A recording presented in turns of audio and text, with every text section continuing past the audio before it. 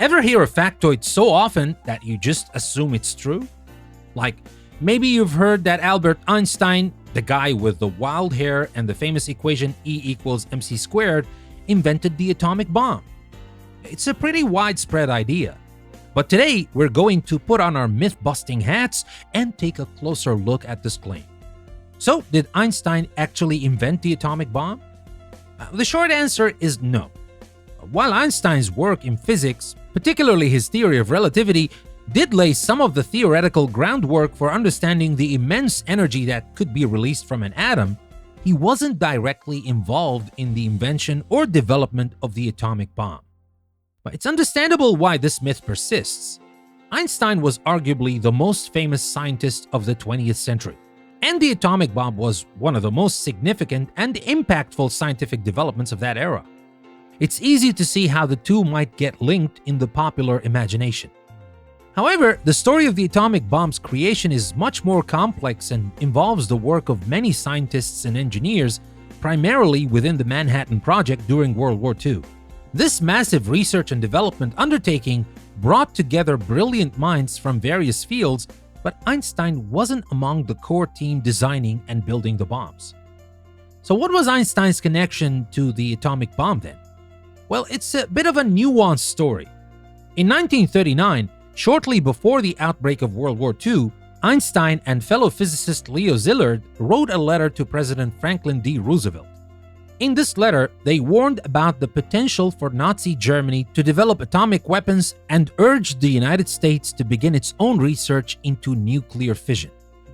Einstein, being a pacifist, was deeply concerned about the potential for such a devastating weapon to fall into the wrong hands.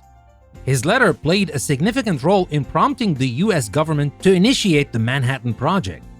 However, Einstein himself was not directly involved in the project. Some historians suggest that his radical political views and his status as a German-born Jew might have made him a security risk in the eyes of the US government. Whatever the reason, he didn't work on the scientific or engineering challenges of building the bomb. Interestingly, Einstein later expressed deep regret over his role in alerting Roosevelt to the potential of atomic weapons. After the bombing of Hiroshima and Nagasaki, he became a vocal advocate for nuclear disarmament and international control of atomic energy. He famously said, "I made one great mistake in my life when I signed the letter to President Roosevelt recommending that atom bombs are made." So while Einstein's theoretical work was foundational to understanding nuclear energy and his letter helped initiate the US atomic program, he did not invent the atomic bomb. The actual invention was the culmination of the efforts of many scientists, including Robert Oppenheimer, who is often considered the father of the atomic bomb. Well, my friends, this story highlights the importance of critical thinking and not taking information at face value, even if it is widely repeated. Myths and misconceptions can easily spread, and it's crucial to dig a little deeper to understand the truth. Think about other commonly held beliefs that might not be entirely accurate. Where do these myths come from? Why do they persist? And what can we do to become more discerning consumers of information?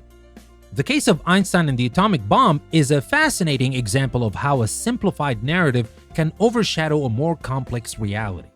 It reminds us that history is often full of nuances and that it's important to look beyond the surface level to get a more accurate understanding of events and the people involved.